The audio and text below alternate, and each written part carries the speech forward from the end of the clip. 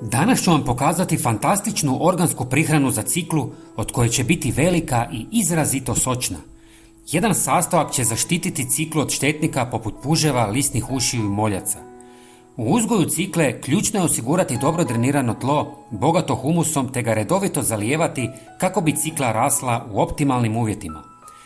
Odabir visoko kvalitetnog sjemena i pravilno sađenje uz rasmag od 10 do 15 cm ključni su koraci u početnoj fazi uzgoja.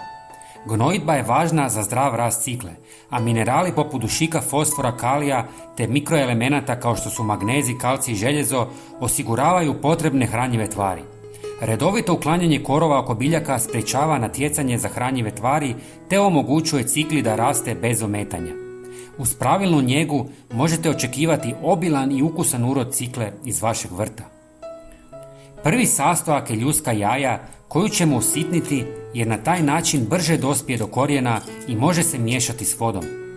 Ona je korisna za ciklu jer sadrži kalcij i fosfor koji poboljšavaju kvalitetu tla, jačaju korijenje biljke te potiču njezin zdrav rast.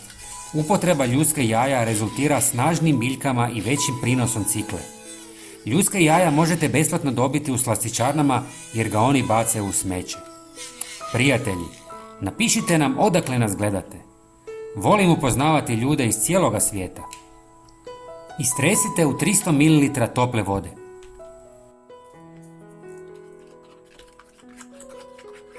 Zatim dodajte jednu žlicu pepela koji je bogat mineralima poput kalija i mikroelemenata poput magnezija i cinka.